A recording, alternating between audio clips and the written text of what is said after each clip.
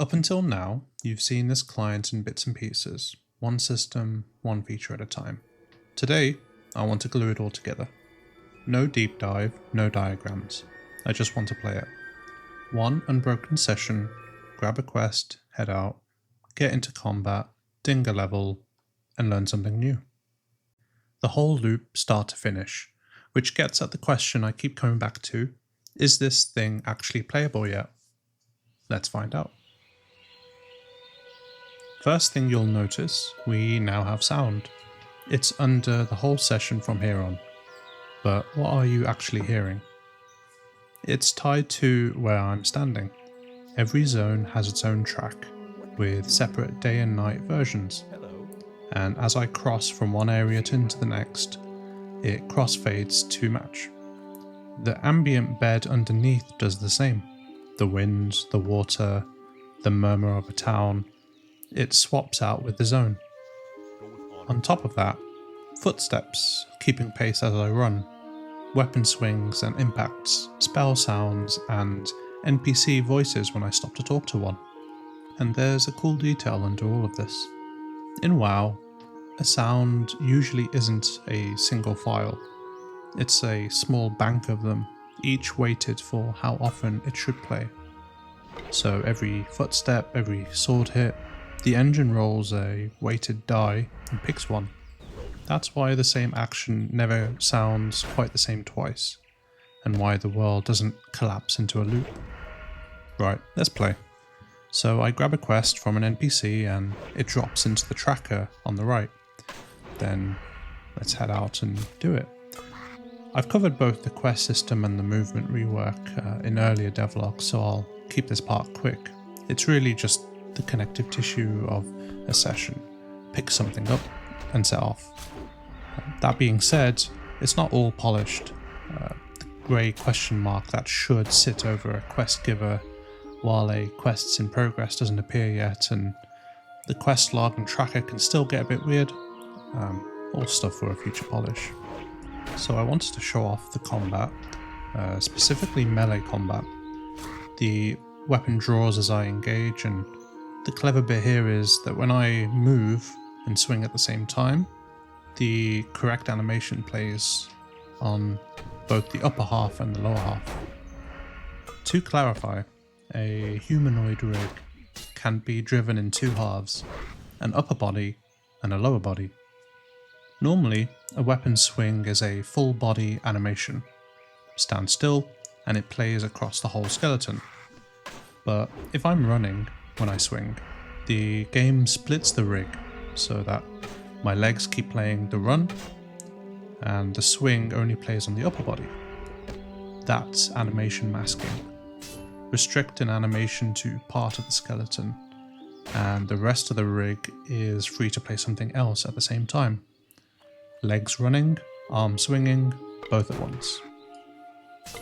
This achieves the basic melee loop, but there are rough edges. Right now there's no right click to attack yet, and for a few of the melee abilities, they animate more like spellcasts rather than swings. But even at this stage, it's the difference between a fight and two models standing politely next to each other. And after a short while of fighting, you get this. The ever-satisfying ding. Enough kills, enough quests, and you level up.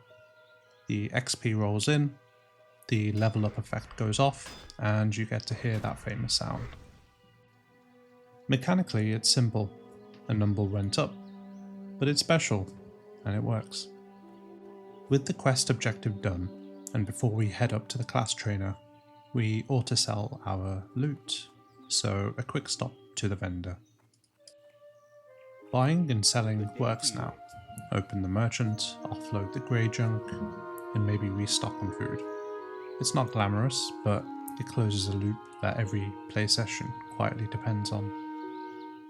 And while I'm here, I hand the quest in and take the reward.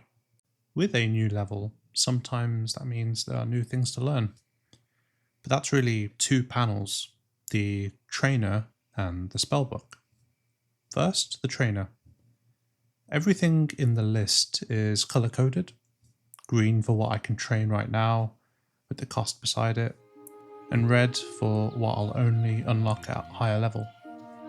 I pick a green rank, pay for it, and it's learned, and the entry grays out to mark it done.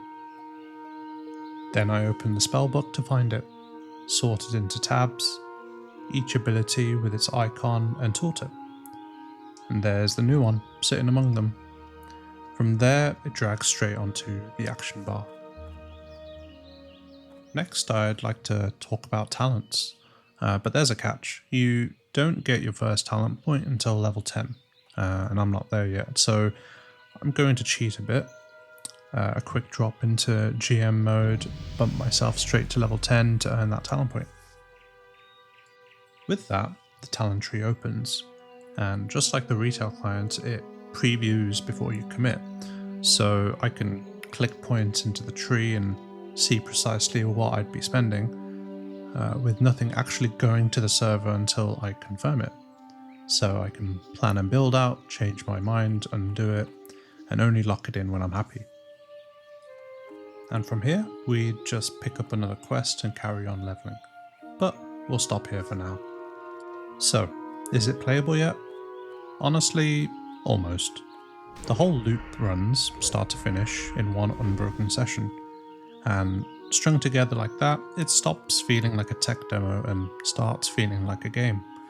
But you saw the rough edges, the markers that don't show, the abilities animating wrong, the right click that isn't wired. It plays, it's just not finished. But it's come a long way in the space of a few weeks. So I'll put the question to you.